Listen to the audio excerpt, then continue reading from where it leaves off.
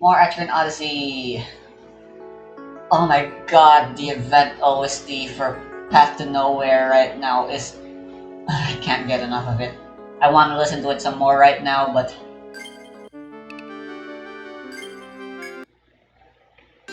I'll have to control myself for now.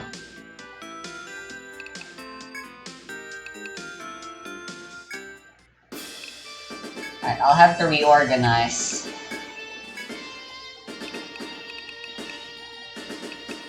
B3 can stay.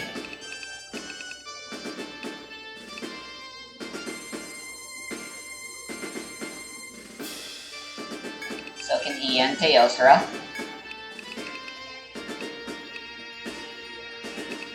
You know what? Let's bring in Eosk. And Vale. So I need her to level up and gain combat study. I absolutely refuse to take her out of the party until she gets it.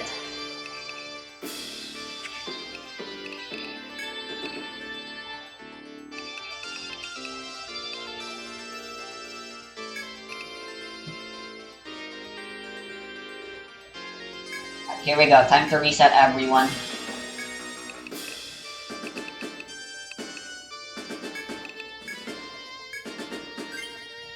Yes, B3, Iya,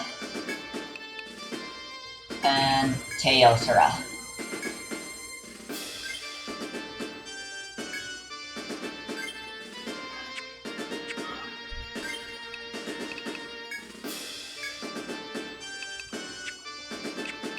Oh.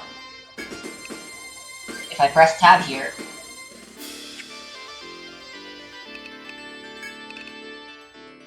Here we go.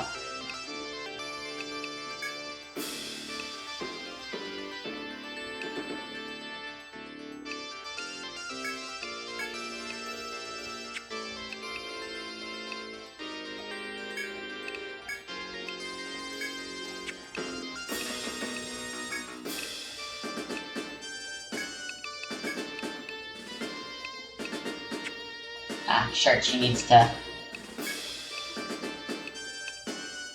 I should probably sell the Venom gun.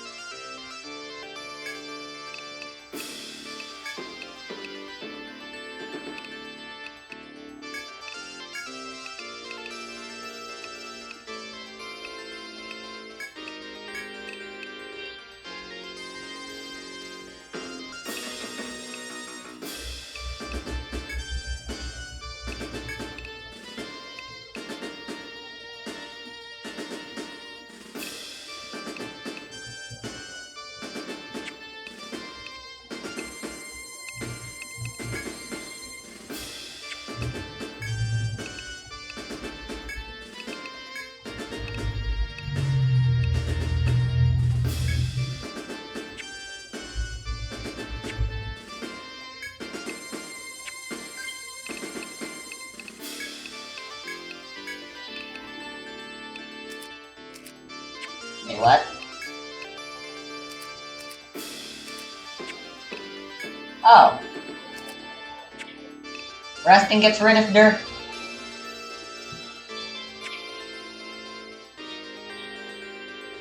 subclass.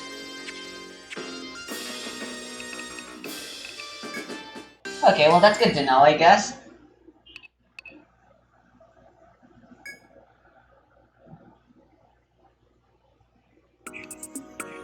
Well, this just makes things a whole lot more inconvenient. Honestly.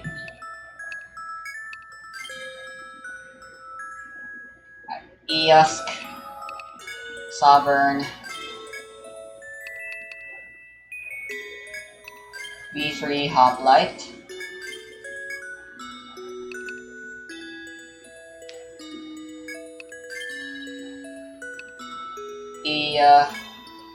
Farmer. I forgot what I gave to Teosra.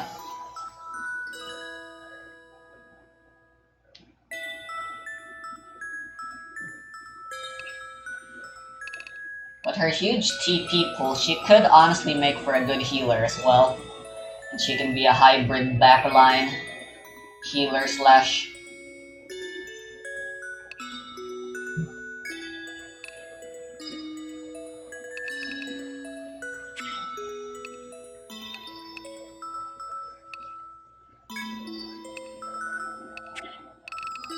I forgot what I gave Teosra.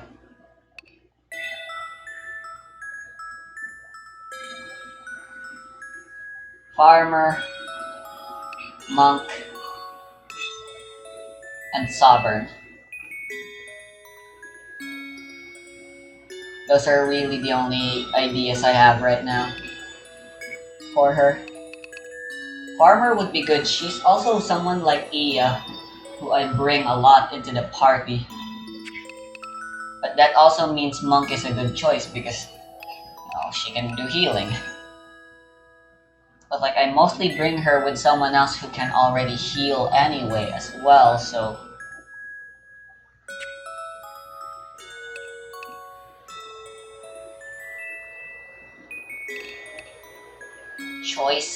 choices.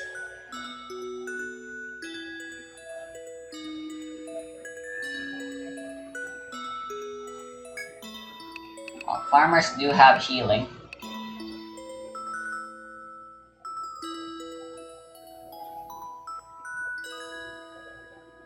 Yeah, they scale off attack.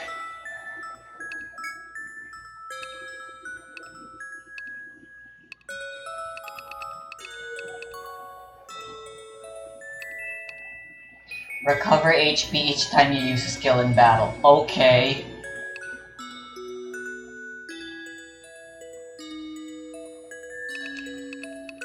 Okay, yeah, you know what, Monk?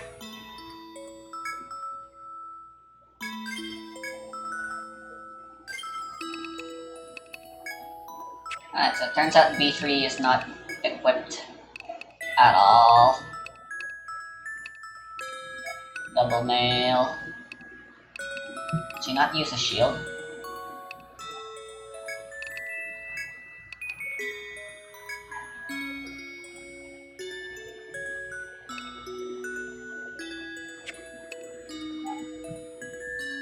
That shouldn't matter.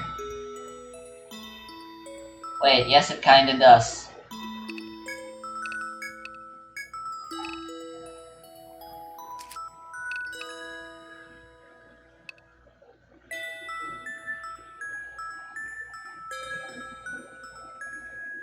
Yet she can't actually make use of any of the shield skills.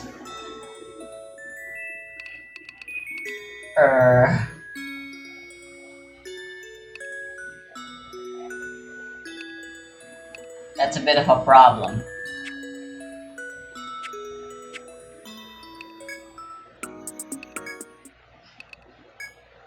Alright, let me check something real quick.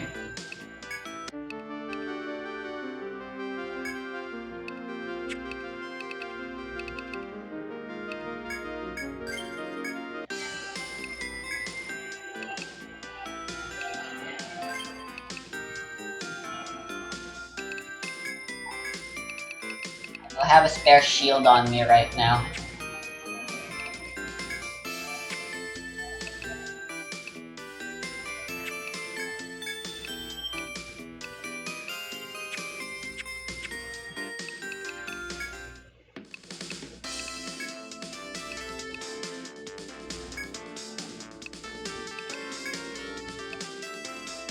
Let me just take that off from you.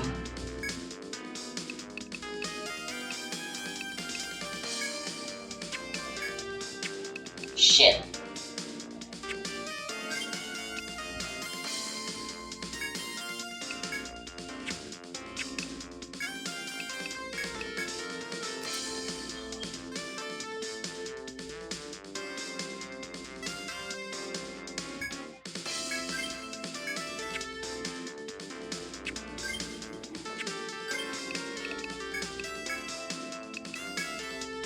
Oh! Oh!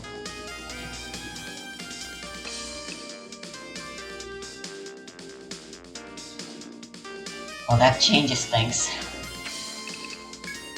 Alright, not an uh-oh anymore.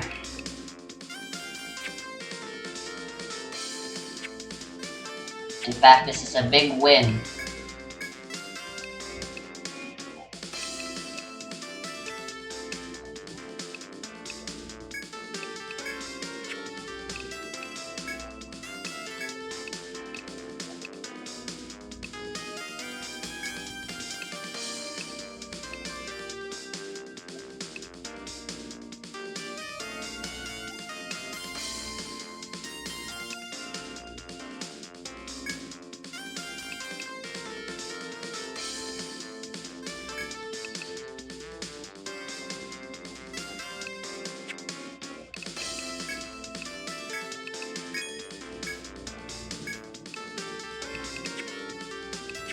Hell yeah.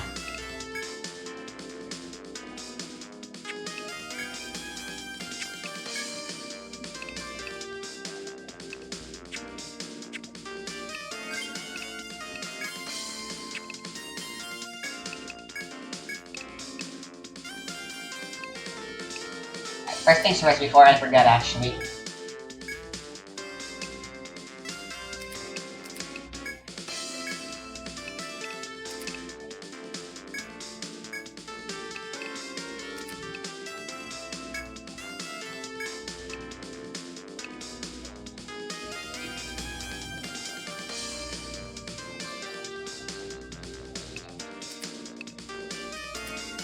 Everyone has combat study again now.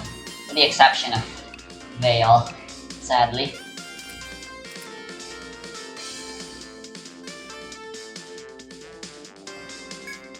I get second sword.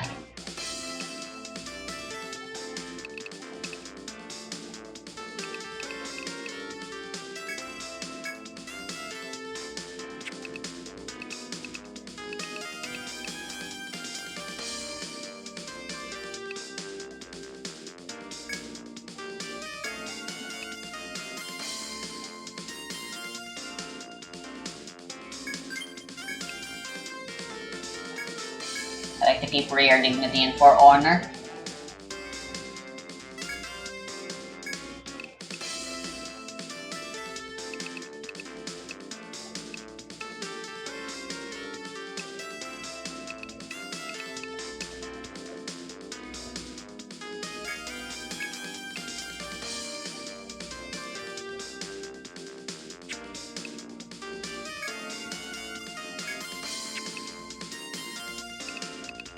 Hmm.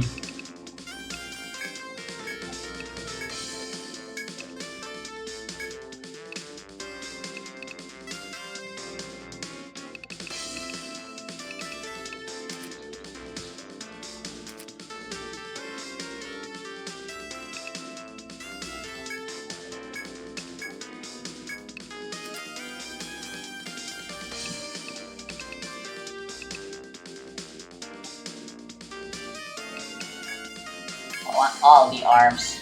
I just realized that getting them to level 2 really isn't that big of an idea. Because rarely do I ever need to have it active on more than one person. And the resistance is good.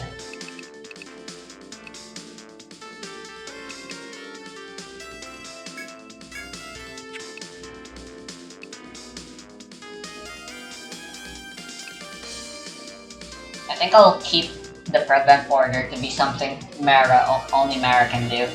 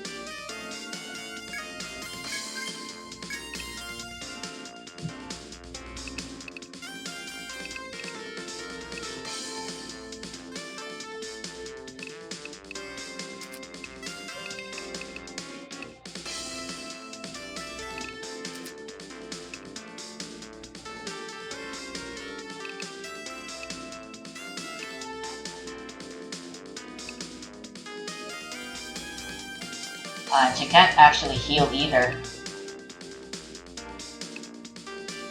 A subclass, I see.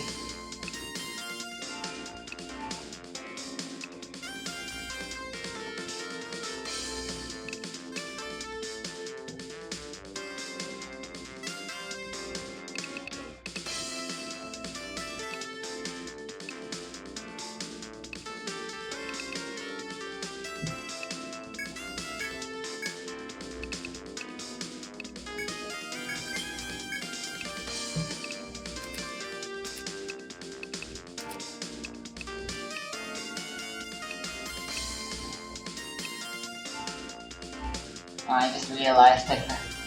I guess I'll go get some levels and get them that way later.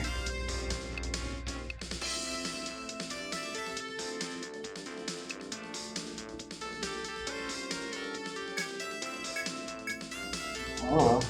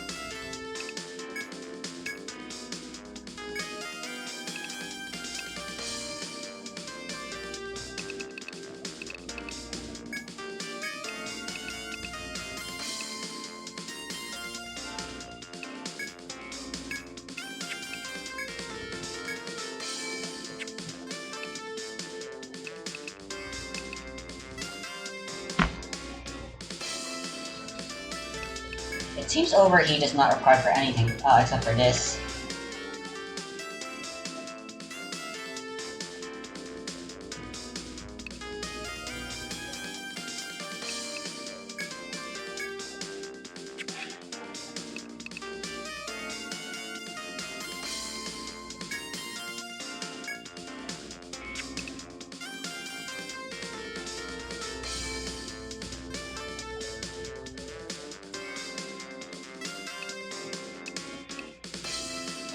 Interesting.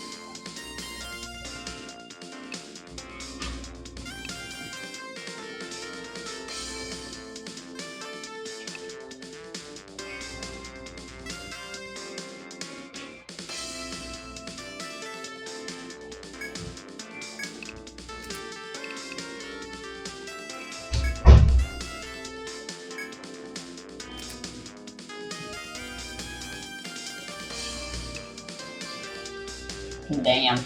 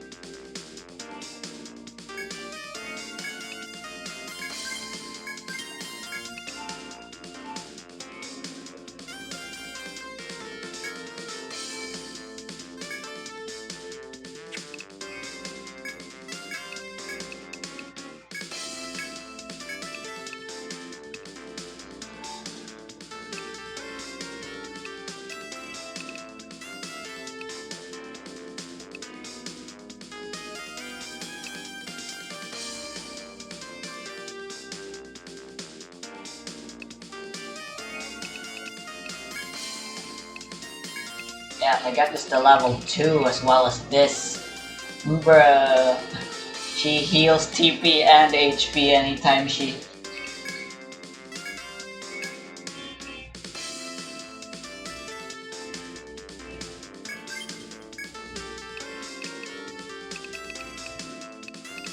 That's just super wacky.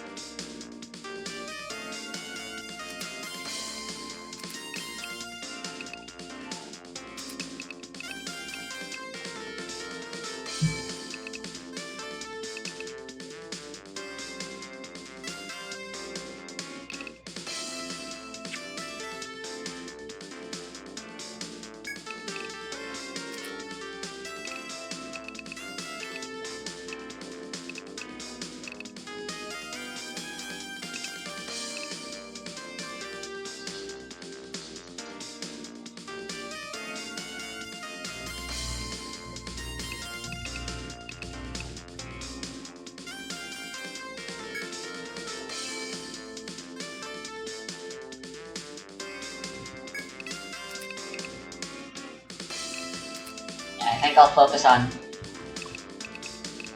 getting this at level 4 and getting level 1 Resurrect. Have her be similar to Veil. But Veil will still ultimately be the better healer, I think. Will be how I'll do it.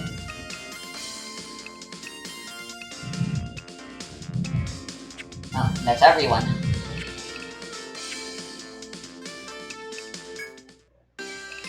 Alright, epic.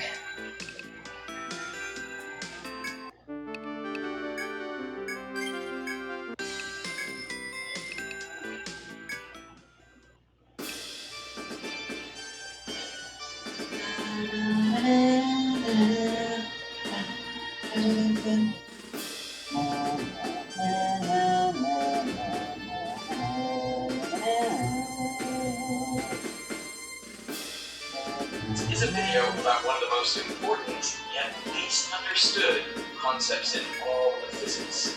It governs everything from molecular collisions to humongous storms from the beginning of the universe through its entire evolution to its inevitable end. It may, in fact, determine the direction of time and even the reason that life exists. To see the confusion around this topic, you need ask only one simple question. What does the Earth get from the Sun? What does the Earth get from the Sun? Ninth grade. What do we get? 8. Warm. 4 light. Vitamin D, get vitamin D. If you get vitamin D, they'll come out of rain. What of energy? What does the Earth get from its energy? Yeah, energy. Energy. Nailed it. Every day the Earth gets a certain amount of energy from the Sun. And then how much energy does the Earth radiate back into space relative to that amount that it gets from the Sun? Probably not as much. I don't believe that it's just radiating right back. I'll say what? Less. Say less. I'd guess about 70%. And as a fraction, I'd say 20%. Because we use some of it. We use some of the energy. We consume a lot of it. But the thing I about don't think energy Emily and is Bailey. it never really goes away. You can't really use it up. You would have to break even with it. Same amount, yeah. Cause and effect be equal in some ways, right? For most of the Earth's history, it should be exactly Nah, the same I energy wanna start into over the sun still. as Earth radiates into space. Alma's a ninja. If we didn't do that, Evelyn's a farmer. that'd be a problem. That'd be a big problem. So, if that is the case, Oh, Evelyn subclassed into Wildling, which means I have two characters that both basically are the same. It gives it a certain nice plan. it gives us a nice plan. I love it. We're getting something special from the sun. What do we get? Without energy, nobody talks about it. To answer that, we have to go back to a discovery made 2 centuries ago. In the winter of 1813, France was being invaded by the armies of Austria, Prussia, and Russia. The son of one of Napoleon's generals was Sadi Carnot, a 17-year-old. Yeah, it gets rid of the On subclasses. December 29th, That's he writes nice. a letter to Napoleon to request to join in the fight. Napoleon, preoccupied in battle, never replies. But Carnot gets his wish a few months later when Paris is attacked. The students defend a chateau just east of the city, but they're no match for the advancing armies. Paris falls after only a day of fighting. Forced to retreat, Carnot is devastated. 7 years later, he goes to visit his father, who fled to Prussia after Napoleon's downfall. His father was not only a general, but also a physicist. He wrote an essay on how energy is most efficiently transferred in chemical systems. When his son comes to visit, they talk at length about the big breakthrough of the time, steam engines. Steam engines were already being used to power ships, mine ore, and excavate ports. And it was clear that the future industrial and military might of nations depended on having the best steam engines. But French designs were falling behind those of other countries, like Britain. So Sadi Carnot took it upon himself to figure out why. Yeah, this entire episode is just gonna be me setting up everyone. Around 3% thermal energy into useful mechanical work. Mara He could the improve monk. on that and give France a huge advantage and restore its place in the world. So he spends the next 3 years studying heat engines. And one of his key insights involves how an ideal heat engine would work. One with no friction and no losses to the environment. It looks something like this. Wait, what did I give Alma again? Shirt.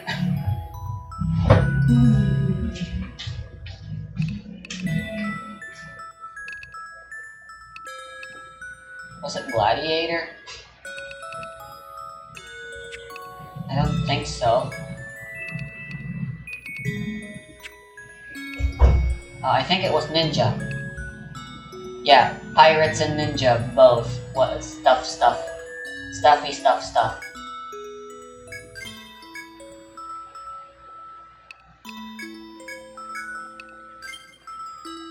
Athletes the Wildling. Maybe I should just make her a monk. That seems like a really good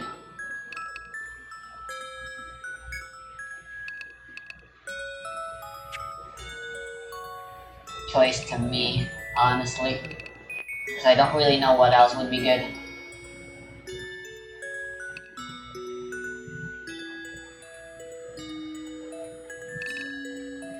Yeah.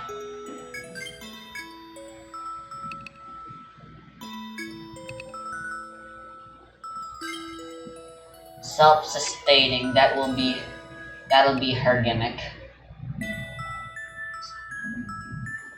Take two really big metal bottles, one hot and one cold. The engine consists of a chamber filled with air, Heavily where some heat monk. can only flow in or out. And Bailey is... Inside the chamber is a piston, which is connected to a flywheel. The air starts at a temperature just below that of the hot bar. So first the hot bar is brought into contact with the chamber, the air inside expands with heat flowing into it to maintain its temperature. This pushes the piston up, turning the flywheel. Next, the hot bar Sovereign's a good idea, I think. Why the air not? in the chamber continues to expand. Except now, without heat entering, the temperature decreases. I forgot what I set the other one for. The temperature of the cold bar. The cold bar is brought into contact with the chamber, and the flywheel pushes the piston. Ah, right, I set them to be a wildling. Heat is transferred into the cold bar. Cold bar is removed. Sovereign's not a bad idea too. Turns out the sisters used to be royalty, but they didn't like all the politics. Cycle repeats. Through this process, heat from the hot bar is converted into the energy of the flywheel. What's interesting to note about Chrono's ideal engine is that it is completely reversible. If you ran the engine in reverse, first the air expands, lowering the temperature. Then the chamber is brought into contact with the cold bar. The air expands more, drawing in heat from the cold bar. Next, the air is compressed, increasing its temperature. Spirit Fan is their unique thing. Oh, and Dismissed Beast. If you subclass, you can't get Dismissed Beast. However many cycles were run in the forward direction, you could run the same number in Oh, never mind. reverse. And at the end, everything would return to its original state, with no additional input of energy required. So by running an ideal engine, nothing really changes. You can always undo what you did. Sovereign or What is the Wildling? efficiency of this engine? I like Wildling better story-wise. I expect the efficiency So to it be means they're just really in tune with the natural world and stuff, you know? A monk and a wildling. Increases by the amount of heat flowing into the chamber from the hot bar, minus the heat flowing out of the chamber from the cold bar. So to calculate the efficiency, we divide this energy by the heat input from the hot bar. Now the heat in on the hot side is equal to the work done by the gas on the piston. And this will always be greater than the work done by the piston on the gas on the cold side, which equals the heat out. Sovereign's a good idea too, Because on the hot because side, the hot gas they're just so good. piston than that same gas when cold. To increase the efficiency of the engine, we increase the temperature of the hot side, Fuck it, decrease Sovereign. the temperature of the cold side, or both.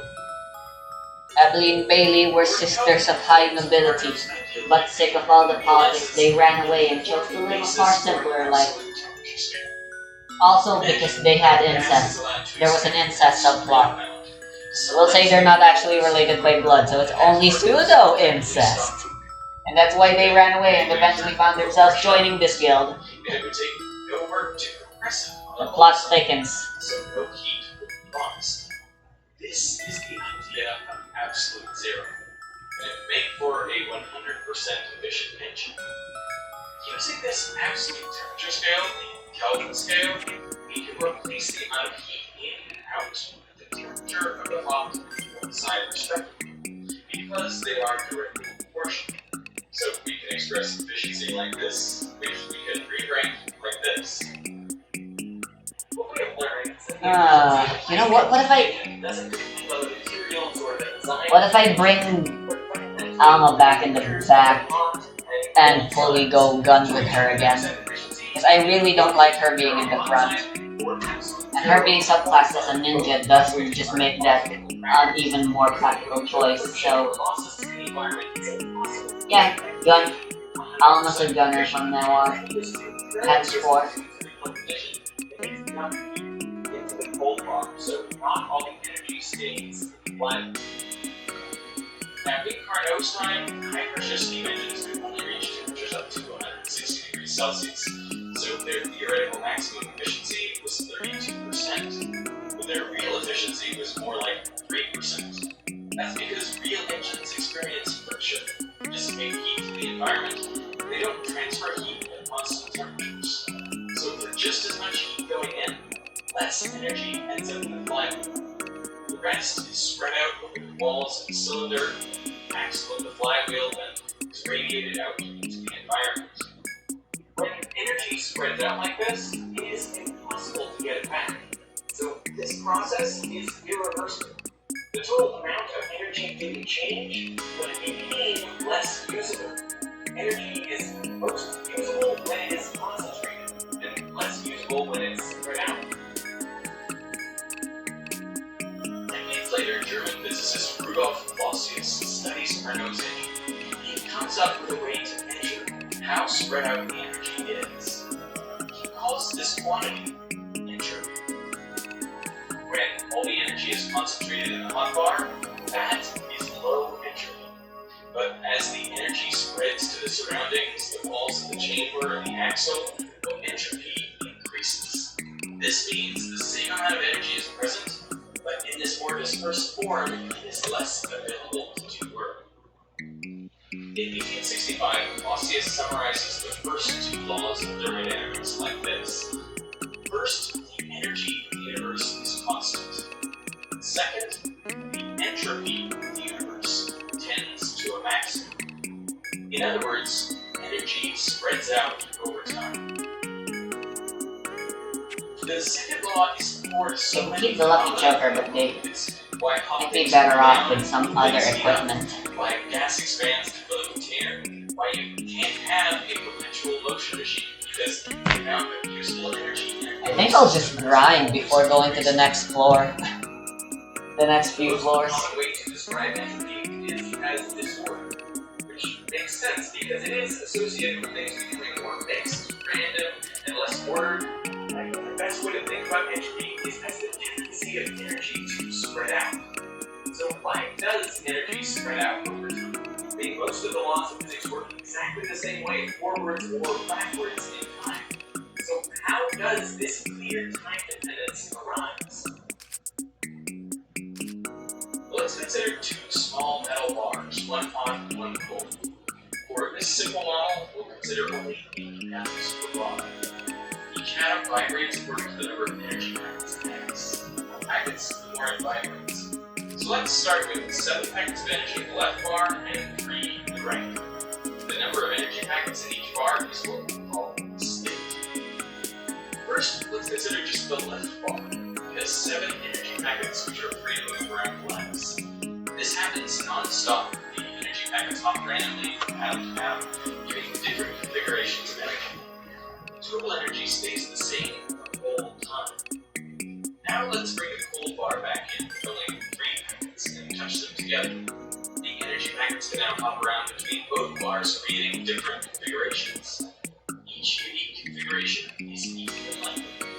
So what happens if we take a snapshot of one instant in time and see where all the energy packets are? So, stop.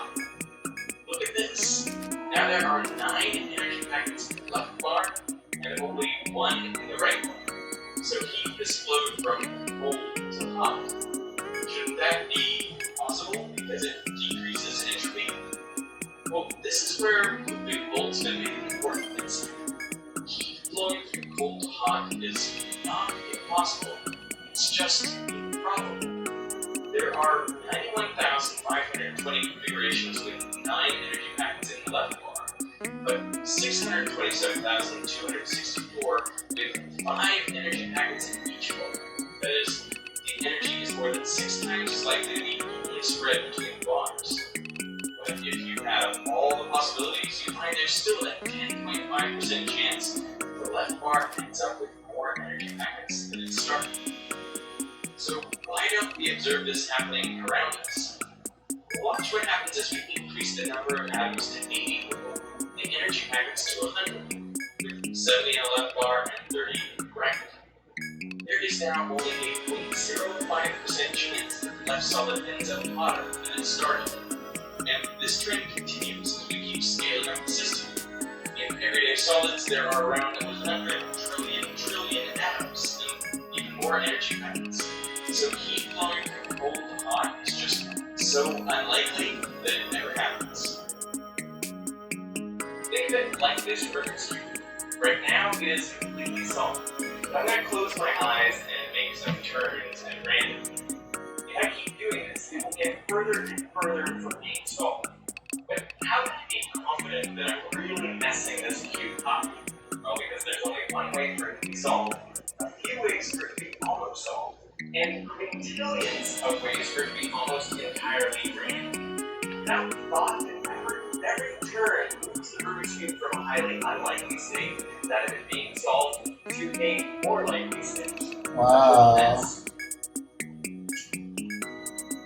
So if the natural tendency of energy is to spread out, things to get messier, then how is it possible to have something like air conditioning, where the cold interior of a house gets cooler and the hot exterior gets hotter? Energy is going from cold to hot. Shirt, I needed Knife Master increasing the entropy of the for house. Epidemic. I thought it was ninjutsu. This Dang it. increase in entropy is only possible by increasing the entropy a greater amount somewhere else. In this case, at a power plant, the concentrated chemical energy of coal is being released, heating up the power plant and its environment, spreading to the turbine, the electric generators, heating the wires Whatever. all the way to the house. Epidemic is just that good. Anyway. Whatever decrease in entropy is achieved at the house is more than paid for by an increase in entropy required to make that happen. But if total entropy is constantly increasing, and anything we do only accelerates that increase, She can't reduce the how cost is of there her skills. structure left on Earth? How are there hot parts separate from cold parts? How does life exist? Well, if the Earth were a closed system, energy would spread out completely, meaning all life would cease, everything would decay and mix, and eventually reach the same temperature. Luckily, the Earth is not a closed system, because we have the Sun. What the Sun really gives us is a steady stream of low entropy that is concentrated, unloved energy. The energy that we get from the Sun is more useful than the energy we get I don't back. really think It's more Alma would more clumped together. get much benefit out of This these. energy She's is better off used to just grow and create doing sugars. lots of damage Animals and using plants these skills use as a that supplement. energy to maintain their bodies around. Honestly, I don't know why I gave her Ninpo Animals Shuriken. get by hitting smaller animals, and I should have just stuck to double. That's really all she needs. energy becomes more spread out. Okay, we'll do it. Yeah. Oh wow, I did not know that. There you go.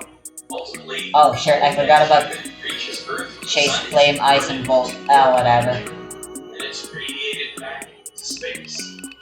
But in fact, it's the same amount. I'll get them. I know this is You do know this is. I'm a PhD. This is I trust you. The increase in entropy can be seen in the relative number of photons arriving at and leaving the Earth. For each photon received from the Sun, 20 photons are emitted. And everything that happens on Earth, plants growing, trees falling, birds stampeding, hurricanes and tornadoes, people eating, sleeping, and breathing, all of it happens in the process of converting fewer, higher energy photons into 20 times as many lower energy photons. Without a source of concentrated energy and a way to discard this spread out energy, Oh, yeah. life on Earth is not possible. There's been suggested that life itself would be a consequence of this law of thermodynamics. If the universe tends toward maximum entropy, then life offers a way to accelerate that natural tendency. Because life is spectacularly good at converting low entropy to high entropy. For example, the surface layer of seawater produces between 30 to 680% more entropy when cyanobacteria and other organic matter is present than when it's not. Jeremy Flynn takes this one step further. He's proposed that there is a constant stream of I won't actually give her blood return and stuff, structures that dissipate. because she really doesn't need it. And over time, this results in better and Maybe better later. indicators, eventually resulting in life. Or in his own words, you start with a random clump of atoms.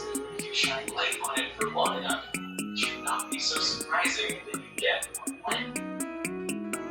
So life on Earth survives on the low entropy from the sun. But then, where did the sun get its low entropy? The answer is the universe. We know that Yeah, the 'cause total she entropy of really the won't universe be- is increasing with time. The healing is a supplement. Yesterday, and even lower entropy the day before that, and so on all the way down to the Big Bang. I can't give every monk I main or subclass into blood return, useful as it is. Or maybe I should. So right after the Big Bang, that is when the entropy was lowest. This is known as the past hypothesis. It doesn't explain why the entropy was low, just that it must have been that way if the universe took much lower. Fuck it. But the Earth universe was hot, dense, and almost completely uniform. And everything was mixed, and the temperature was basically the same everywhere, varying by at most 0.001%. So how is this low entropy? Well, the thing we left out is gravity. Gravity tends to clump matter together. So taking gravity into account, having matter all spread out like this would be an extremely unlikely state. That is why it's low entropy. Over time, as the universe expanded and cooled, matter started to clump together in more dense regions. In doing so, enormous amounts of potential energy were created. And this energy also used without water flowing downhill from power turbine. But as bits of matter started to hit each other, some of their kinetic energy was converted into heat. So the amount of useful energy was used, thereby reducing entropy. Over time, useful energy was used. In doing so, stars, planets, galaxies, and life were formed, increasing entropy all along. The universe started with around 10 to 88 ultimate constants worth of entropy. Nowadays, all the stars in the observable universe have about 9.5 times 10 to the 8. The interstellar and intergalactic medium combined have almost 10 times more, but still only a fraction of the early universe. A lot more is contained in neutrinos and in photons of cosmic microwave background. In 1972, Jacob Bekenstein proposed another source of entropy: black holes. He suggested that the entropy of a black hole should be proportional to its surface area. So as a black hole grows, its entropy increases. These physicists thought the idea was nonsense, and for good reason. According to classical thermodynamics, if black holes have entropy, then they should also have a temperature. If they have temperatures, they should emit radiation, and not be black. You know what? We'll have her sovereign abilities focus purely on outside the battle. Because I think that's what Evelyn Bailey should really be all about. Their ability to contribute outside the battle. And they do have a temperature. The black hole at the center of the Milky Way has a temperature of about 100 trillion of Kelvin, emitting radiation that is far too weak to detect, so still pretty black. But Hawking confirmed that black holes have entropy. Bekenstein is right. Hawking was able to refine Bekenstein's proposal and determine just how much entropy they have. The supermassive black hole at the center of the Milky Way has about 10 to the 91 Boltzmann constants of entropy. That is 1,000 times as much as the early observable universe, and 10 times more than all the other particles combined. And that is just one black hole. All black holes together account for 3 times 10 to the 104 Boltzmann constants worth of entropy. So almost all the entropy of the universe is tied up in black holes. That means the early universe only had about 0.000000003% of the entropy it has now. So the entropy was low, and happens in the universe, like planetary systems forming, galaxies merging, asteroids crashing, stars dying, to life itself flourishing. All of that happened because the entropy of the universe was low, and it has been increasing. And it all happens only in one direction. We never see an asteroid uncrash or a planetary system unmix into the cloud of dust and gas that made it up. There is a clear difference between going to the past and the future. That difference comes from nature. What if I gave The fact Fist that Mastery we to are Evely? going unlikely to more likely states is why there is an arrow of time. This is expected to continue until eventually the energy gets spread out so completely that nothing interesting will ever happen again. This is the heat death of the universe. In the distant future, more than 10 to the 100 years from now, after the last black hole Why is not? evaporated, the universe will be in its most probable state. Now, even on large scales, you will not be able to tell the difference between time moving forwards or backwards. The arrow of time itself would disappear. So it sounds like entropy is this awful thing that leads us inevitably towards the dullest outcome imaginable. But just because maximum entropy has low complexity does not mean that low entropy has maximum complexity. It's actually more like this tea and milk. Holding it like this is not very interesting. But as I pour the milk in, the two start to mix. And these beautiful patterns emerge. They arise in an instant, and before you know it, they're gone, back to being features. Both low and high entropy are low complexity.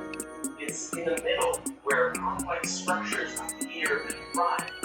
And since that's where we find ourselves, let's make use of the low entropy we've got while we can.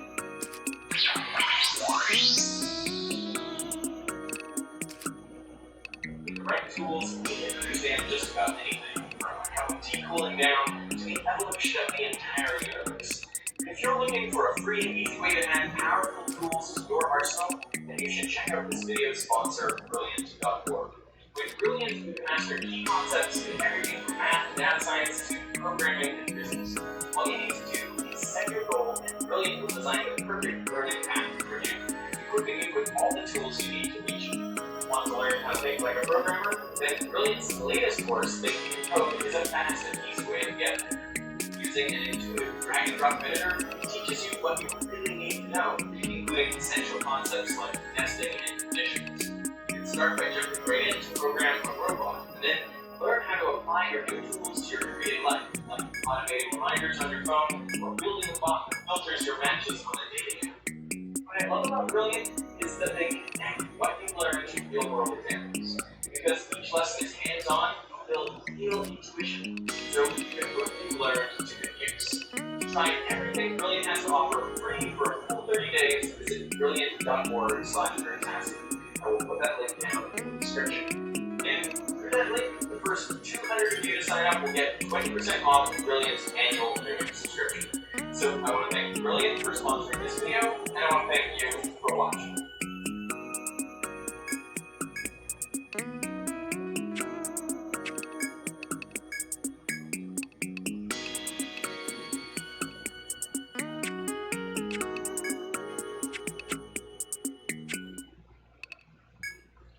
Is everyone there?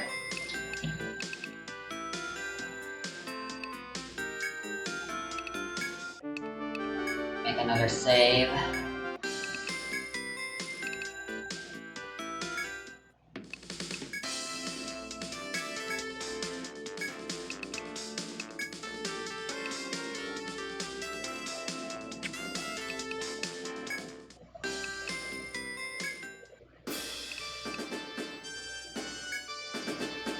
Alright, we're in the last stretch.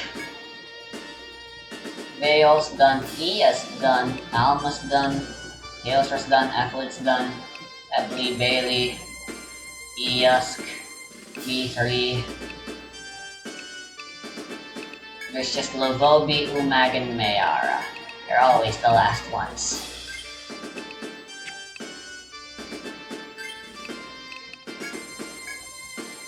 Gladiator, Buccaneer, Hoplite Monk, Arbalest Buccaneer.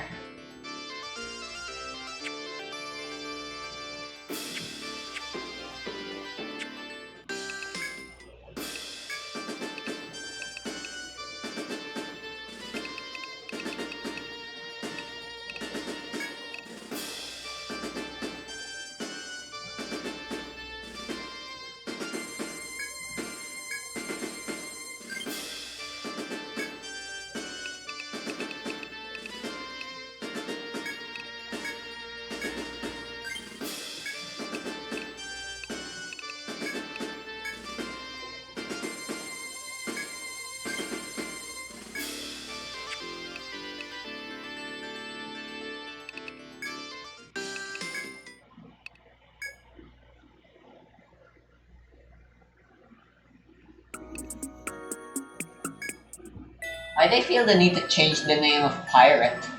I get sovereign. It's a lot more. It's a much more agnostic and gender inclusive name for the class, but the Buccaneer had literally no reason to have its name changed. I mean, I guess it's for the same reason as the Sovereign. I guess. I don't know. Buccaneer is a weird word. That's all I'm saying.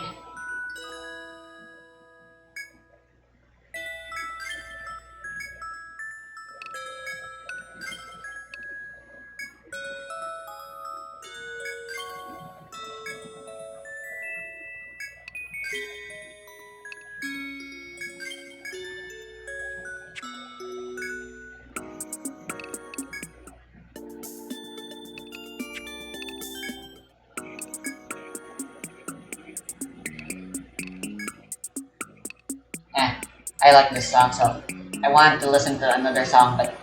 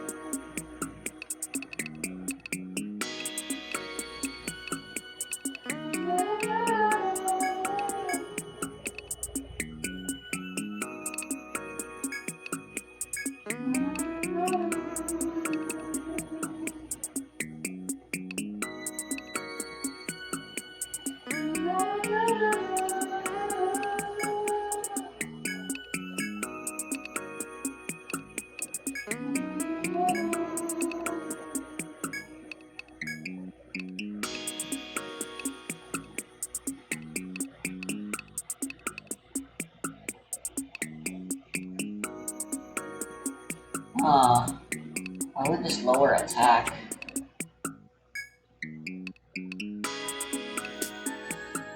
Well, it's not by much anyway. So if this is gonna lower attack either way, then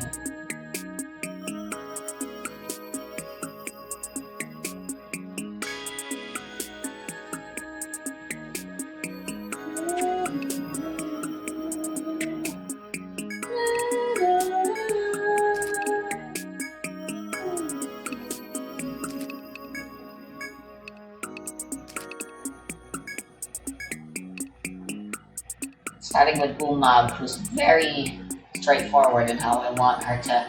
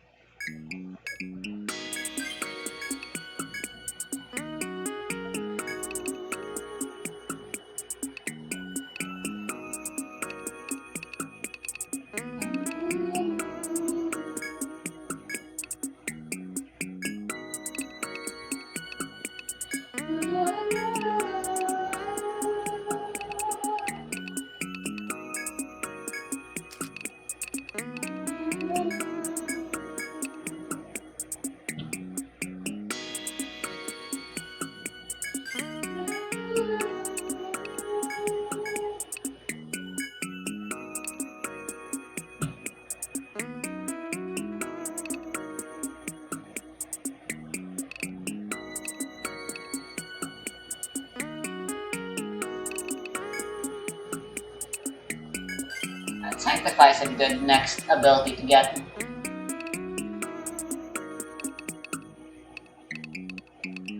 Yeah, this is lovely.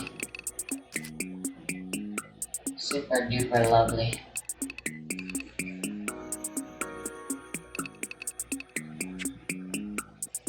Her low TP is a problem though. So I'll have to focus on that for a bit maybe.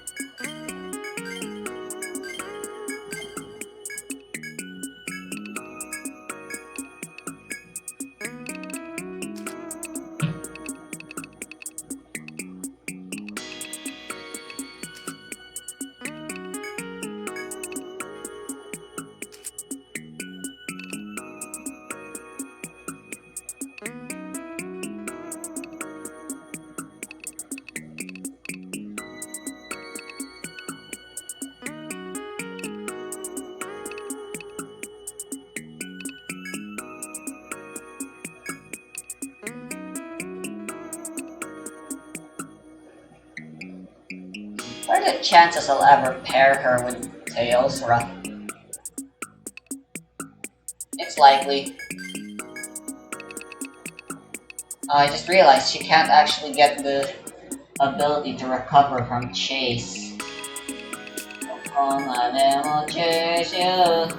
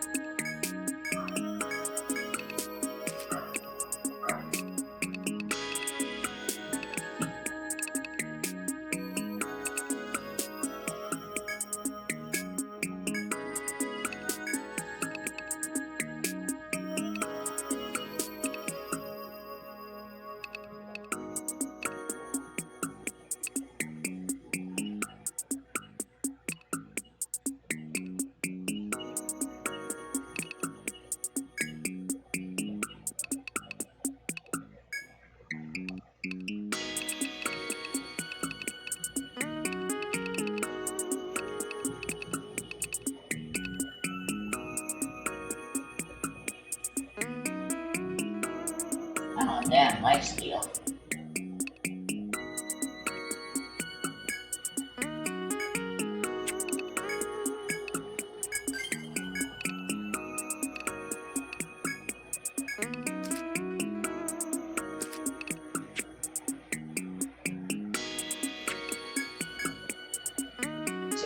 Nice.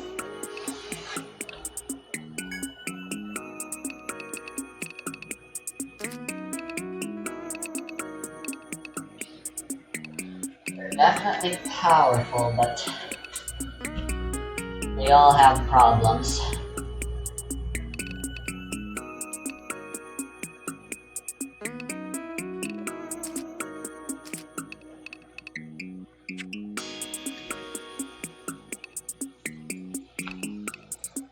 Definitely getting TP up for Umag a lot. Level 3 as well.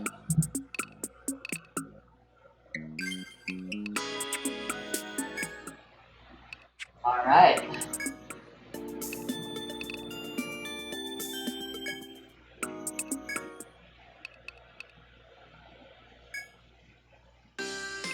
Yeah,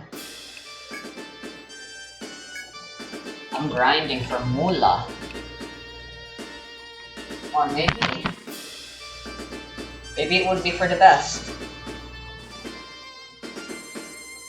If I went to the next dungeon already, because I might be able to get money there faster anyhow. Yeah, that's probably a good idea.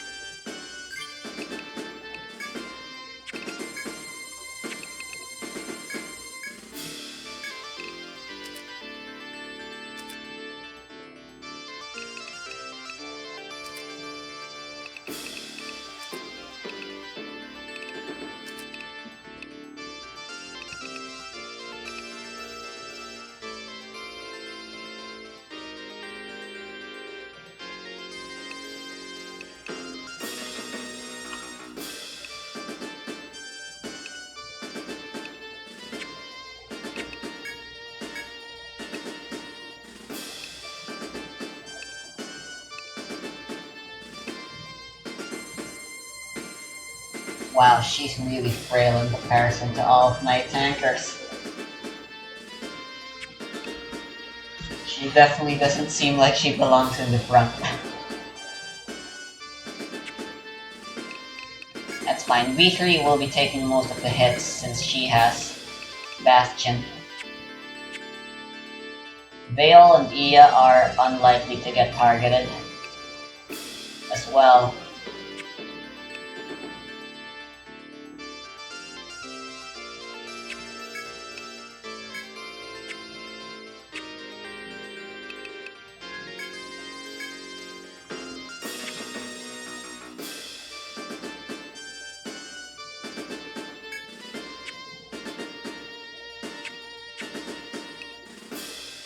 Alright, yeah, let's go.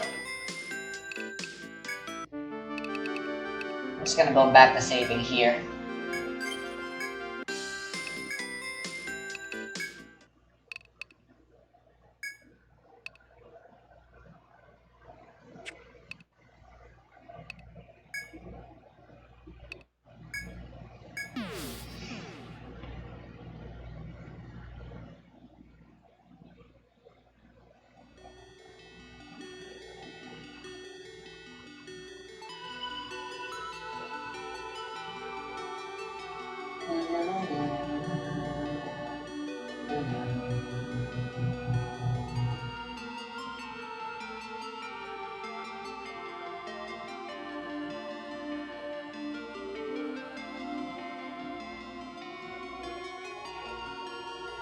Tears of the Kingdom is an incredible game that annoyed me to no end. At certain times, the game gave me a feeling of childlike wonder and amazement like I've never felt before. And 10 minutes later, the game had me almost from a controller at a wall. At least in my opinion, the game deserves every 10 out of 10 it got, and it deserves all the Game of the Year awards it is inevitably going to win. But I also think I've never played a game with a worse control scheme. The game features incredible moments that are crafted with so much love and care, yet it also features some of the most baffling design decisions I've ever seen. To put it mildly, Tears of the Kingdom is a game whose heights are incredibly high.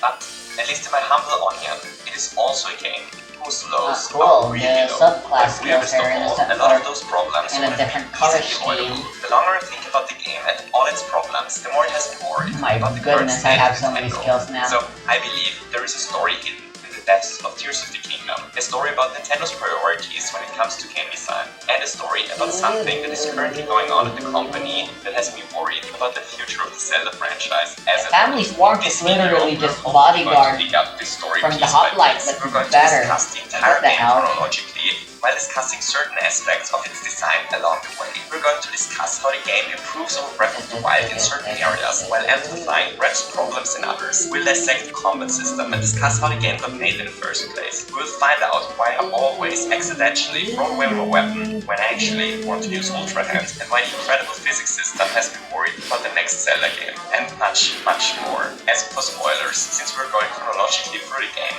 the spoilers will naturally ramp up while watching. So if you're currently playing the game, you can just stop watching when it begins to spoil things for you. But just to be clear, in its entirety, this video is going to spoil the entire game. Like everything, Fear including the Return final being boss fight. at Don't a low worry, it is level. not the final boss fight in the background yet. Kinda That's sucks. just me elaborately torturing a forum seed. Alright, we got a ton to cover today, so But better let's get this ultimately, thing this is going. all for My the name is best. Steve, you're watching Steve Perspective. I am Plays now the positive technically perspective way on stronger interesting now this aspects way. of great games.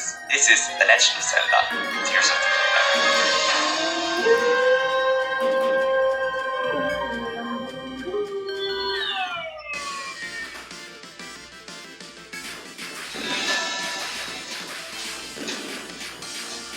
Damn, look at Our everyone story go. to save the mystical land of Hyrule starts before Hyrule is even in danger. The game begins with us and Zelda investigating strange ruins below Hyrule Castle. A depiction on the wall tells us the story of the Zonai, a legendary race who lived in Hyrule thousands of years ago and who defeated an evil demon king. Deeper down in the ruins, we discover a mysterious creature bound by some sort of magic. And then, something There's interesting locked order. happens. Is that Tears a of the moon Kingdom's or a- narrative now suddenly kicks in, but we have no idea what is actually going on. A huge part of the story of the game is it to puzzle together what actually happened in this sequence. It's a really unique approach to telling the story of the Zelda game, and while the narrative certainly has problems, I thought the way it's presented Nice. refreshing, and I think Very, it works very well well. for the game. Alright, so it I'm looks like getting you ahead don't of need myself. the The second increased we drop arrive rate at the thingy demonic from creature, farmers. the spell is broken. The creature awakens. It's just in a really, surprisingly really rare, dark but and actually unsettling still scene. possible. Suddenly, Zelda Wow. becomes attacked by a dark magical force. Link is able to step in at just the right moment, but the darkness steals away his powers and corrupts his arm. We aren't able to beat the creature, even the Master Sword breaks. The creature talks to us for a moment, telling us that it knows who we are before lifting the entire castle of Hyrule into the sky. Amongst the chaos, Zelda drops into the abyss, and a strange bright light makes her disappear.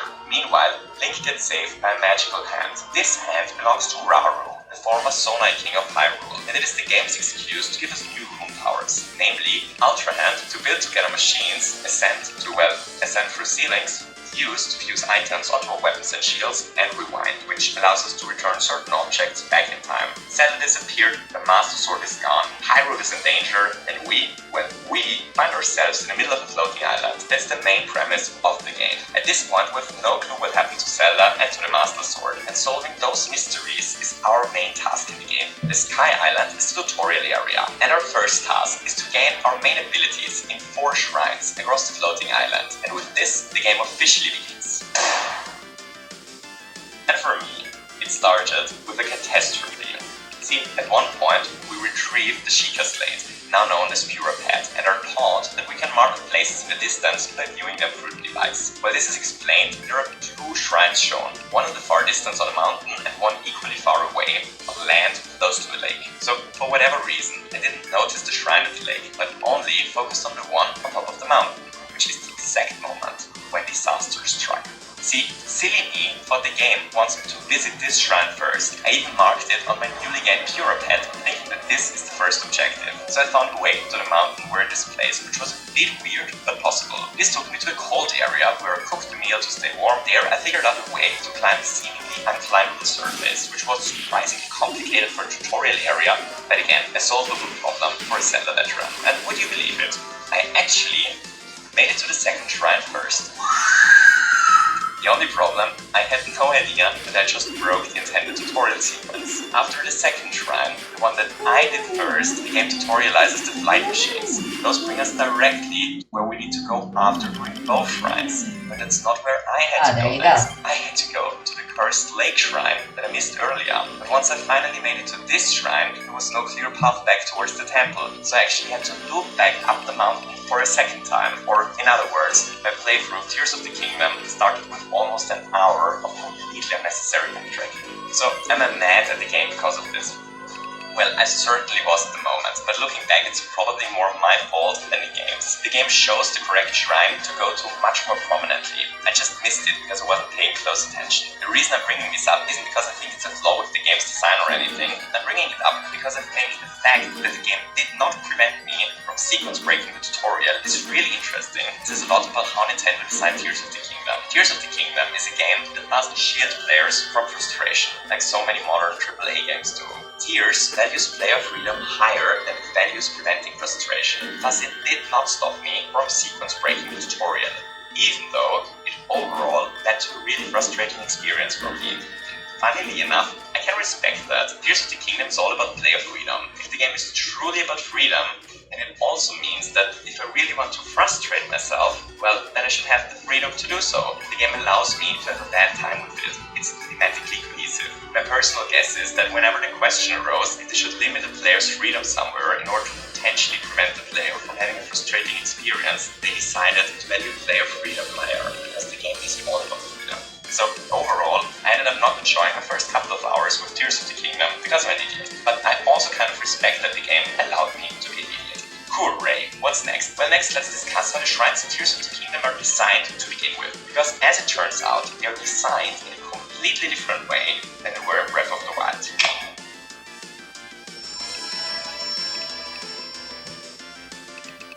The Witness is an incredibly interesting game. In The Witness, we find ourselves, seemingly without a purpose, stranded on a mysterious island that we have to explore. On this island, there is nothing but tons of simple storyline puzzle boards. The Witness is a game about nothing but exploring an island and solving simple storyline puzzles. And it is great. It's great for a simple reason, which is also the reason why we're talking about the game in a video about Tears of the Kingdom. There are hundreds of those simple puzzles, and we can already reach most of those at the very beginning of the game. We can reach them, but we can't solve them yet. And this is not because we lack an item or a necessary skill. It isn't because our, imaginary puzzle solving level is high enough, and it isn't because we need to defeat a boss before those become solvable or anything. The reason is something different, something much more interesting. We lack the knowledge on how exactly those puzzles work. Here's an example. Early in the game, we run into puzzle boards that feature little black dots all over them, but we have no idea what to do with those black dots. However, if we explore the island thoroughly, at some point we'll stumble into a couple of puzzle terminals that are deliberately designed to teach us what to do with those black dots. We have to draw our line through all of them to solve the puzzle. So the puzzles we've seen previously were already solvable. We just lack the knowledge on how to do it. The only barrier between us and the game is our knowledge of the game systems. There is no character progression in Witness. Instead of leveling up our character, we become better at the game because our own understanding of its systems grows. The whole game is designed around this idea, and in my opinion, this is one of the most interesting ways to design games. Barely anything is as rewarding as reward the knowledge of how to interact with us. Which neatly brings us back to our quest to save Princess Zelda. So what has all of this to do with the shrines in Tears of the Kingdom? Well, interestingly enough, a lot of the shrines in Tears of the Kingdom are very similar to a sequence of small puzzles that teaches us how the black dots in Witness work. Most of the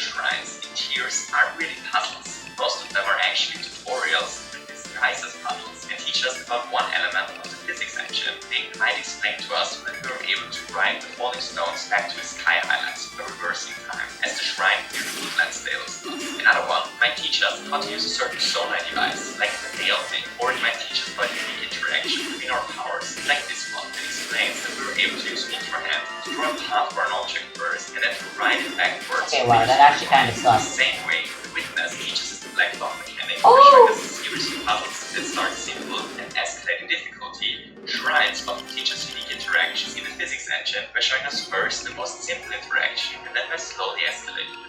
And it's great. The shrines even often feature a hidden chest nearby that allows us to immediately test our newfound knowledge. When the shrines are at their best, they slowly expand our horizon of the game's physics system and lead to us slowly mastering the game. It's a really clever and smart way to teach us all the different interactions in the game, but it also comes with a drawback. If we already figured out how to do something ourselves, like I'm guessing most people probably already know how to build a flying machine by the time they reach this shrine, then the shrines lose all that makes them special. Instead of being clever hidden tutorials that turn into mindless, vehicle boxes, which are the shrines at their worst. But overall, the shrines are a great improvement over Breath of the Wild. They're a really clever way to teach us all the different aspects of the physics engine without running us in text tutorials. Great job on this from Nintendo.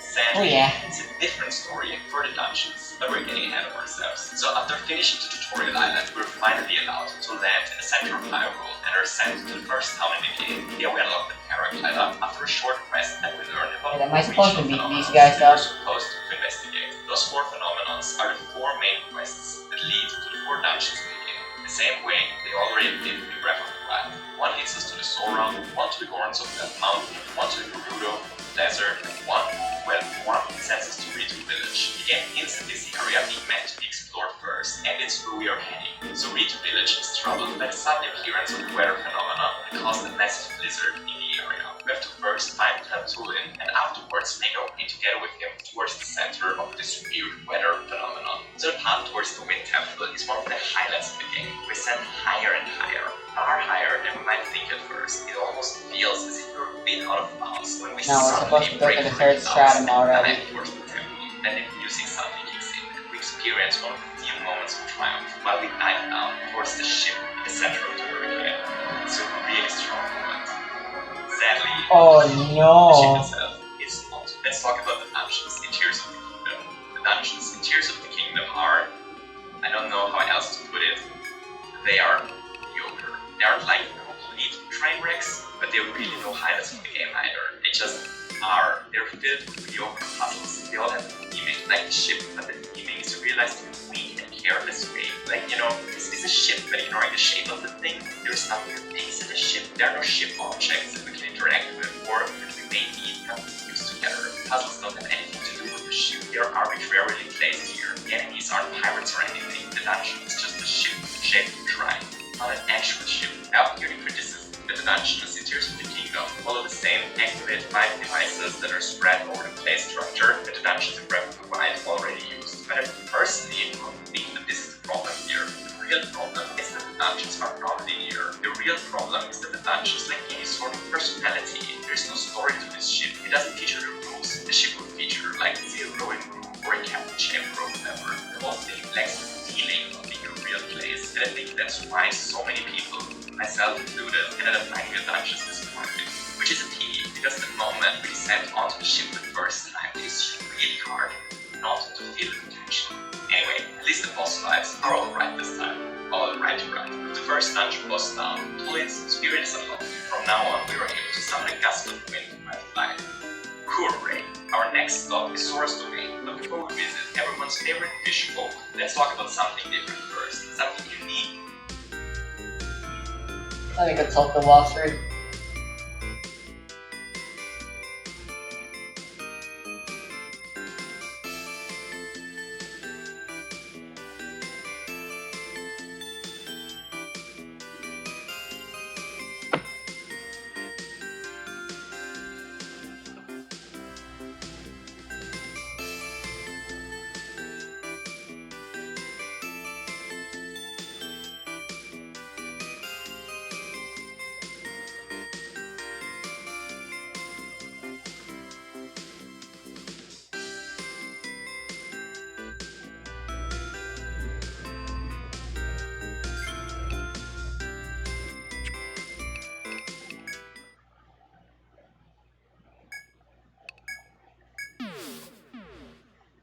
I guess that's something that's an inferior part of this game. You can't open the map unless you're already in the dungeon.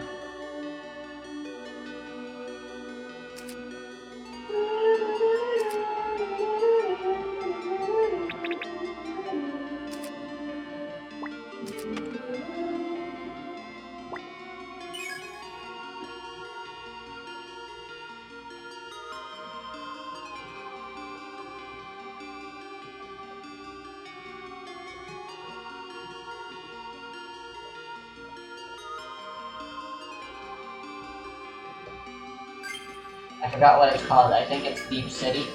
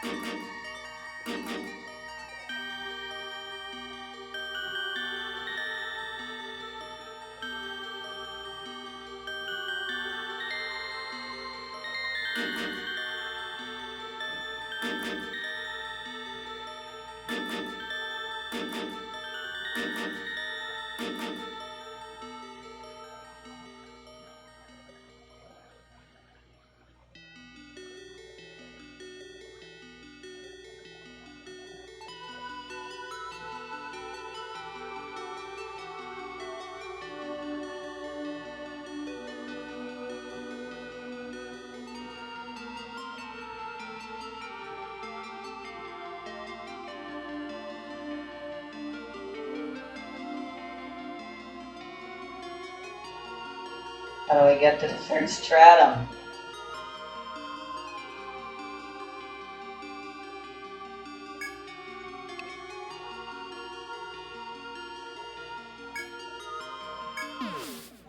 Well, at least I know it's not there.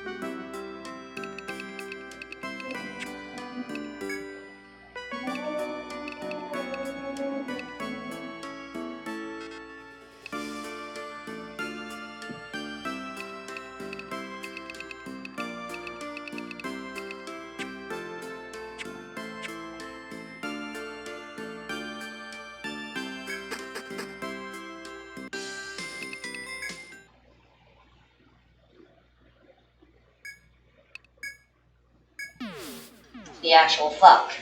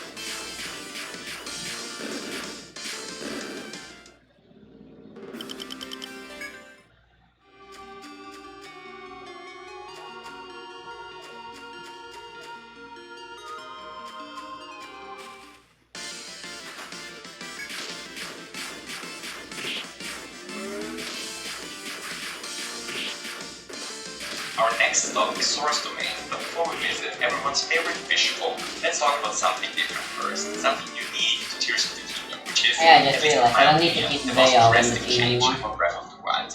Let's talk about a complete shift in design philosophy. Let's talk about the one area where Tears of the Kingdom burns down the roots from which it grew.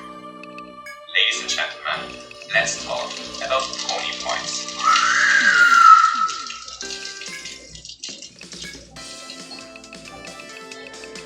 Stardew Valley is a game about living a simple life as a farmer. In Stardew Valley, we grow crops, breed chicken, and befriend townspeople. On the surface, Stardew Valley is a very relaxing experience. But this is only on the surface, because beneath this lovely facade of living a relaxing life as a farmer, a completely different video game is hidden. A hidden video game that is the gaming equivalent to crack cocaine. Stardew Valley is an insanely addictive video game. I can't tell you how often I picked up Stardew Valley to play for an hour before I go and cook something, only to finally manage to put it down at 3 AM sitting in front of a bunch of empty chip bags. It's a game that completely consumes me every time I pick it up. So here's the interesting question. Why is Stardew Valley so addictive? What is it that makes this game so hard to put down? And what has all of this to do with Tears of the Kingdom? Here's the thing. Stardew Valley is not only a game about farming, it is also a game about rebuilding a community. At the core of the game is the community One of the main tasks in the game is to rebuild the old community center. So how do we rebuild this center? Well, we do it by bringing certain items to it, which complete certain tasks. Whenever we complete one of those tasks, we get a small reward. Whenever we complete an entire section of the community center, we get a huge, sometimes game-changing reward. Different community center bundles are goals for the first half of the game, and I believe it's those goals that make the game so incredibly addictive. At any moment while playing, we have like 20 different tasks in mind. Catch a certain fish, plant a pumpkin during autumn, befriend the mayor, defeat enemies in the mines, melt gold, make mayonnaise, forage certain plants, and so on. The game grounds us in goals that we can complete in any order. Goals that are all at the back of our minds while playing. It gives us something meaningful to work towards at every moment of gameplay. It's one of the greatest strengths of Stardew Valley. Here's the thing, however, there's another way of thinking about all the different tasks in the community center. All of them require us to progress in some way, and all of them lead to a reward. We can also think about them as progression bars that lead to a reward in disguise. Those small progression bars are actually part of the bigger progression bars, completing an entire room in the community center, which is yet another small item in the Oh yeah, bigger they also are some monk as well. completing the Holy community shit. center as a whole. Befriending the townspeople is a progression system that is headed towards a reward. Taking our way down the mine is a progression system that leads to meaningful reward. Even something as simple as planting a plant and watering it every morning is a tiny progression system in itself that leads to a tiny mini reward. The money river, once we sell the grow plant, Stardew Valley grounds us in different meaningful progression bars that we all have access to at once. I believe that this is where Stardew Valley gets its addictive quality from. And it's great, don't get me wrong. I'm not saying that there's anything wrong with this. It's just a thing. I think just a couple of things with Tears of the Kingdom. And with this, we're finally able. Let me check the maps here again.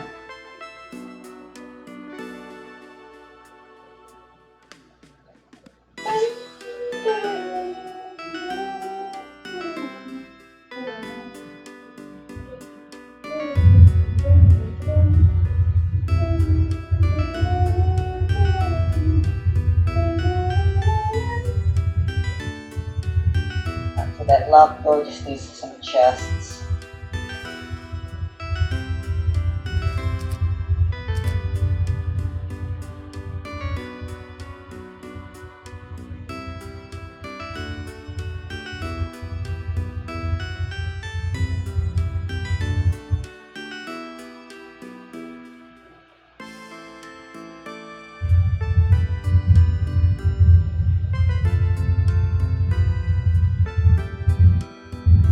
Ooh, B2F is interesting though.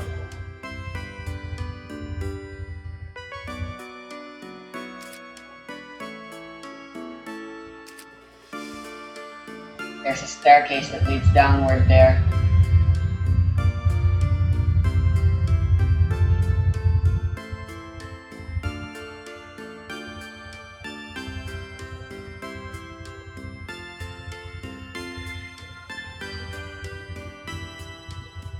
And then B4 has nothing.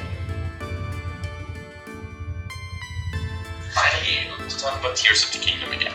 And when I say Tears of the Kingdom, I actually mean Breath of the Wild. See, Breath of the Wild doesn't do progression systems that lead to a reward. Breath of the Wild actually goes out of its way to avoid it. There are only 3 systems in Breath that allow the player to progress. It's the Shrine Rewards, the Korok Seeds, and the Fairy Upgrades. That's an incredibly low amount of systems for a game the size of Breath of the Wild. Breath of the Wild is all about intrinsic motivation to explore all it has to offer. It is almost entirely driven by our own curiosity. The game says experiencing the world is your reward, and if you don't like doing something, it won't nudge you into doing it by giving you a feeling of progression.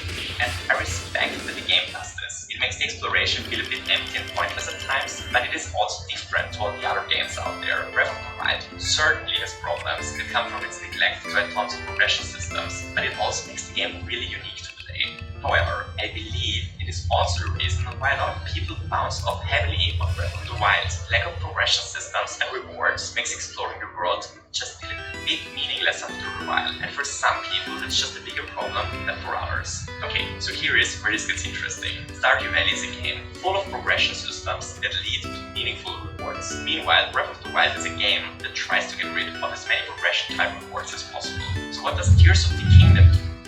And the answer is neither. Here's the thing, Tears of the Kingdom is a game full of progression systems, but it lacks meaningful rewards at the end of those progression bars. It's just progression bars. A lot of systems are just progression for progression's sake. It's in between the two extremes that Stardew Valley and Breath of the Wild are. It introduces tons of progression systems, but barely rewards progression. It's really weird, to be honest. Just take a look at all those different things that we can progress I don't get why, unlike the treasure additional to chests, shrines, Koroks, and armor doors aren't upgrades, just game automatically features, unlocking all the open by post default statues, as finding well. posts, exploring all Oh, 152 what a caves, hero. and killing the shiny Bulbasaur in them, visiting all 58 wells in the game, lighting all 120 life roots, finding all armor items, completing all quests, upgrading our batteries, clearing all Giga hideouts, rebuilding all Edison signs, finding all Sage's Will, clearing all monster forces, and of course, Pony Points. Pony Points are probably the best symbol to pin this shift in design philosophy to. In Breath of the Wild, there is no reward tied to visiting the stables or to registering horses. The game expects that finding a stable is reward enough to visit the stables, and that having a horse registered is, reward enough to register a horse. In Tears of the Kingdom, however, those activities are tied to a progression system. It literally says X Pony Points till the next reward in the upper right corner to motivate us to capture another horse or whatever. So what is the final Pony Points reward, you might ask? Well, it's a whopping 3 Endure Carrots.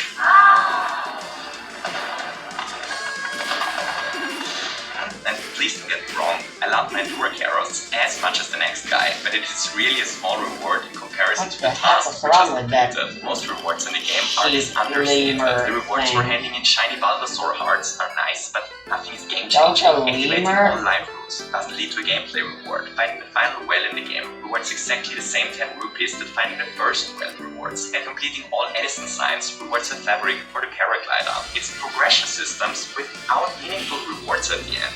It's just the progression bars. And as weird as this may sound, I think it works. There's a feeling of working towards something meaningful every time we complete a cave, every time we visit a well, every time we fix a sign or light a light route. Even though most of those progression systems aren't tied to anything meaningful, they still help us to set goals while playing. Tons of goals. So many goals that at times Tears of the Kingdom reached the addictive quality of Stardew Valley for me while playing. It's not unusual to dive down from a Skyview tower thinking, okay, I'll first grab the piece of gear that is hidden in this cave, then I jump down the chasm, light the light route, and collect all the posts I can find on the way before I go to the shrine and get my fourth blessing, which I can then turn in Kakariko, where I still have to wait. Is this a Korok seed over there? The game drowns us in goals, and I think this is the main reason why some people that bounce off of Breath of the Wild find themselves enjoying Tears of the Kingdom so much more. Which leaves us with the question, if this is overall a good thing or a bad thing. To which I have to reply, I don't know. It's hard to deny that those small progression systems had to give us long-term goals while playing, which makes the game a lot more addictive, Breath of the Wild, but they're also a bit, I don't know, Ubisoft-esque. I guess I'm happy that one version of the game exists that is more thematically cohesive, Breath of the Wild, while one version exists that is more video gamey and more fun overall, Tears of the Kingdom. But the progression systems aren't the only thing where Tears of the Kingdom tried to fix some of Breath of the Wild's flaws. They fixed something even more important. Something that I believe might be the biggest achievement of Tears of the Kingdom overall, even though it is such a small change on paper. Tears of the Kingdom is the first open world game that I've ever played that, at least in my humble opinion, managed to solve the enemy scaling paradox of open world games. So what is the enemy scaling paradox of open world games? Well, if a world is truly open and every place explorable from the beginning, and there is always the problem of how to scale the enemies. If the enemies do not scale, content almost always is inappropriate to the player's level. Most areas we'll visit will either be too hard or too easy for us. If enemies do scale, however, and the world feels arbitrarily created, everything is always on the same power level as we are. There is no feeling of progression, since the world progresses together with us. There are no areas where we can feel powerful, since we outlevel them. And there are no areas that feel especially dangerous, because there are none. It's a catch-22 problem. If a game does one thing, it immediately loses out on the other, and the other way around. It's a problem that pretty much every open world game that I've ever played suffered from. in some form. In Skyrim, we never feel truly powerful since the enemies scale with us. In Witcher 3, high-level enemies are so over-the-top powerful that it makes exploring those areas fairly pointless. In Elden Ring, most players probably end up out-leveling some content. In Diablo 4, we sometimes gain a level or two and actually feel weaker since the enemies leveled as well. And in Breath of the Wild, the combat becomes tedious towards the end since all enemies turn into silver bullet sponges. No game I've ever played found a good solution to this problem. Until Tears of the Kingdom. As far as I'm concerned, Tears of the Kingdom completely fixed this problem. Tears of the Kingdom uses a brilliant system that allows them to have it both ways. To actually scale all enemies appropriate to our current level, while still having areas that are too dangerous at the beginning and where we feel powerful later on. They found a brilliant solution that is so effective and so simple that I wish all open world games in the future use a similar system. So what is this brilliant solution, you might ask? Well, to the best of my knowledge, they just scale a single enemy in every camp. That's it. And it's insane how effective this is. If a camp consists of 3 red bokoblins in the early game, then a camp will consist of 2 red bokoblins and a blue one in the mid game, and 2 red ones and a silver one in the very late game. Meanwhile, if a camp consists of 2 black bokoblins and a silver one by the late game, then it will be 2 black ones and a red one at the beginning of the game. They just have the difficulty of all but 1 enemy set in stone, while 1 enemy always scales. It's really funny because it's such an obvious solution in hindsight. And to the best of my knowledge, Tears of the Kingdom is the first game to use a system like this. Hooray! So back to the story. There is still a lot to discuss for us. Zora's domain is plagued by disgusting mud that is falling from the sky. We get to speak to a bunch of people about this problem, have to figure out a really interesting puzzle where we have to shoot an arrow through a tear while standing at the correct spot, explore the ancient water worlds, and finally make our way towards the water temple together with the Zora Sidon. The Zora quest is my least favorite one out of the 4 main quests. There is too much backtracking going on for my taste in the first half of the quest. The second half is much better, exploring the ancient waterworks. Sure, I haven't set limits. Serious ancient forbidden place, and the path towards the water temple is incredible in my opinion. The dungeon, however, well, the dungeon ends up being the worst in a bunch of already mediocre dungeons.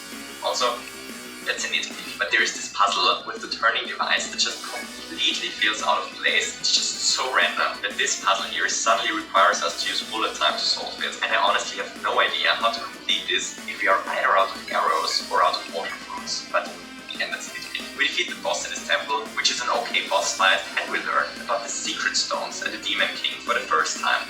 For a second time. Oh, that stone that you are wearing. Our next stop is Death Mountain, where we have to have the Gorons drop a nasty addiction problem. But before we do that, we have to discuss something else. We have to discuss the first big problem that I had with Tears of the Kingdom. We have to discuss the combat system.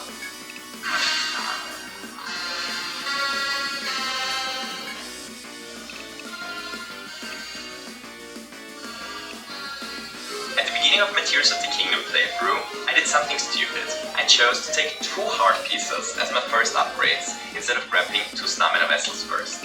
And that was a mistake, because by increasing my number of hearts, I actually made the game more difficult for myself. But one step after the other. In my opinion, Tears of the Kingdom's combat system has 2 problems, namely the overabundance of healing and the terrible damage scaling. So the healing first. At any point during combat, we can open up the menu and need a healing item. At literally any moment in combat. Link is basically invincible as long as he carries around enough apples. As the old saying goes, an apple a day keeps the moments away. Because of this, the vast majority of fights in the game play out like this. Whenever we get hit, we open up the menu and heal back to full health, until we get hit again, which causes us to pause again, and so on. This obviously breaks the flow of combat every time, which is the first big problem, and the first reason why increasing our maximum health at the beginning of the game makes combat actually more difficult. The second reason is the terrible damage scaling. The damage that enemies deal is based upon the weapon they carry. If an early game enemy carries a late game weapon, for example, it is very likely to one-shot us if we aren't wearing strong armor. This has the weird consequence that it is not unusual to get killed in a single hit, even in the mid-game, just because an enemy happens to have a weapon with a really strong fusion. At the same time, there is a point where armor begins to outscale most basic weapons. In the late game, almost all enemy attacks deal only minimal damage, because after a while, our armor is just so powerful that enemies can't get damage through it anymore. In between those two extremes, there's only a very small corridor where, attacks deal an actually appropriate amount of damage, but the game barely ever plays out in between those two extremes. In the first half of the game, lots of combat encounters are so deadly that the enemies just kill us in 1 or 2 hits. In the late game, most enemies deal barely any damage at all. Okay, I know what at least one of you is currently thinking. Okay, see, I get it. The healing is a problem and the damage is really scaled in a bit of a train wrecky way, but why would having more hearts make the game harder? Well, thank you so much for asking. See, the game has a system in place to prevent enemies from killing us with a single hit if we have full health. If we have 4 hearts, for example, and an enemy deals 10 hearts of damage, then the game will not allow the attack to kill us from full health. It will leave us with a quarter heart instead. To the best of my knowledge, no attack in the game will ever kill us if we have full health. So what happens in the exact same situation if we have 6 hearts instead of only 4? Well, we still end up with only a quarter of the heart after the attack. But oh god, now it's the we need frozen. to heal 2 more hearts to get our one-shot protection back. Upgrading our hearts in the early game doesn't make us survive more attacks, since most enemies one-shot us anyway until we get more armor. All that more health does is massively increase the amount of food we need to cook and consume, which brings us directly to the next problem of the game. Here's a quick anecdote of something that happened to me during my latest playthrough. Right before the final boss fight of the Gerudo Temple, I ran out of healing items, which meant that the boss killed me with every single hit. Because of this, the only way for me to beat the boss was to play the entire fight perfectly without ever getting hit. So killing a boss in a Zelda game without getting hit isn't a terribly difficult task, but it's still a bit of a big ask for the very first kill. But that's not even the story yet. See, it only took me about 10 tries and I already was almost out. But then I got a bit too greedy and ended up in a situation where I wasn't able to dodge his attack anymore. So I opened up the menu and I started to eat apples like crazy. I ate apples like I never ate apples before. When I was out of cooked food, I still had ingredients. I ate apples till I had full health again. Funnily enough, the boss ended up missing me here and I still don't know why. But as the old saying goes, an apple a day keeps the Gerudo boss at bay. But that's actually not the end of the anecdote, because after this little disaster, I decided to finally take the time to cook up all of my food items that I had stored up to prevent something like this from happening again. Cooking up all my items took me over 10 minutes. It took me over 10 minutes to cook meals, because the cooking system is so incredibly slow. On the one hand, Tears of the Kingdom has a combat system where food makes us pretty much invincible, and on the other hand, cooking is an incredibly tedious and unnecessarily slow system.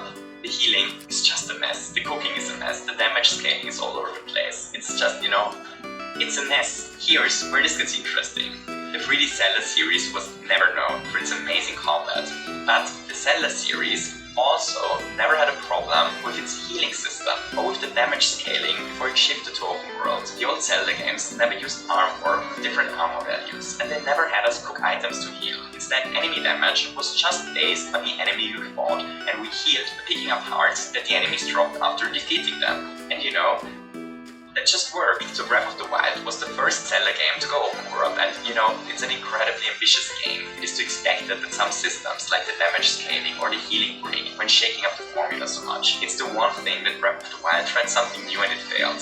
But Tears of the Kingdom is a sequel, yet it doesn't even try to fix those flaws that no Zelda game had before. What baffles me so much is that I believe simply using a system similar to the old games would have solved most problems. The different armors in the game and the different foods all already have tons of interesting side effects apart from healing. If they were to just, add a bunch more of those effects, then I believe they could completely remove the healing aspect of food and the armor value of armor without making those systems obsolete. But it would allow them to use a healing and damage system like in the old games, and I believe that would fix most of the game's combat problems. Would such a system be truly better? Well, I have no idea. Those are incredibly complex problems that can't be solved in a YouTube video. But that's not actually the point. The point is that the Zelda games never had this problem before Breath of the Wild, but instead of, drawing inspiration of how the old games avoided this problem for Breath's sequel, they simply replicated Breath of the Wild's problems. So we'll leave it at that for the moment, because we'll circle back to this at the end of the video. But before we wrap up our discussion of Tears of the Kingdom's combat system, we quickly have to chat about one more completely unrelated thing.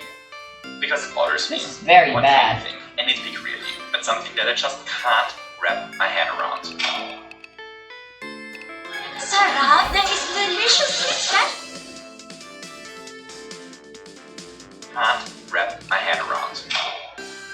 The shield parry. The shield parry is completely useless. Look, usually when a game features a dodge and a parry option, and the dodge option is a low risk, low reward action, and the parry option is a high risk, high reward action. You know, if we mess up the dodge, we might still avoid damage, but if we mess up the shield parry, we'll get hit straight in the face. Because of this, a parry is usually more rewarding than a dodge. In Tears of the Kingdom, however, this is not the case. Here, parrying is actually a high-risk, low-reward action, and the dodge is a low-risk, high-reward move. A shield parry breaks the enemy's guard and gives us a second to attack if successful. And dodge, however, has the chance to trigger a flurry rush, which is a way better reward. Why would anyone ever use the shield parry if the less riskier option is also the more rewarding one? The shield parry's entire design is backwards. It's not a huge problem or anything, it's just, you know, so weird. But let's move on. Let's pay the Gorons a visit. Since we last met them, the Gorons of Death Mountain have developed a serious addiction problem. A new kind of delicious stone is causing the local Gorons a lot of troubles. To make matters worse, the local chief of the mining company, Yunobo, has apparently gone rogue since he started wearing a mask that Zelda gifted him. He goes so far to attack us once we confront him about this, and we have to defeat him in a boss fight. Once defeated, the mask is off, Yunobo is suddenly friendly again. Together with him, we head to the top of Death Mountain. There, we defeat another boss while flying on a glider, which is surprisingly epic and actually ended up being one of the highlights of the game for me, before diving deep into Death Mountain, into the depths where an ancient Goron city is hidden. This city is the third dungeon, and once again, it's mediocre. The whole dungeon plays around with the minecarts, but since we're able to climb and glide, most people probably end up ignoring the minecarts at some point. The final puzzle here is also unnecessarily tedious. We have to build a bridge for Yunobo to roll over, which just takes forever, but more on this in a second. After defeating the Temple's boss, who ended up being my least favorite of the bunch, hitting him with Yunobo is just so awkward during the second phase. We finally learn about the Secret Stones and the Demon King for the first time, for the third time. Secret Stone. Demon King? And then it is time for us to finally head towards the desert. But first, we have to discuss something else. Something entirely different. See, after finishing this dungeon, I continued to explore Death Mountain for a bit. And while exploring there, this happened. I wanted to use Ultra Hand on a couple of things. But instead of using Ultra Hand, I threw away my weapon by accident. Let that sink in for a moment. At this point, we are halfway through the game. We have already beaten 3 dungeons. My playtime at this point is probably clocking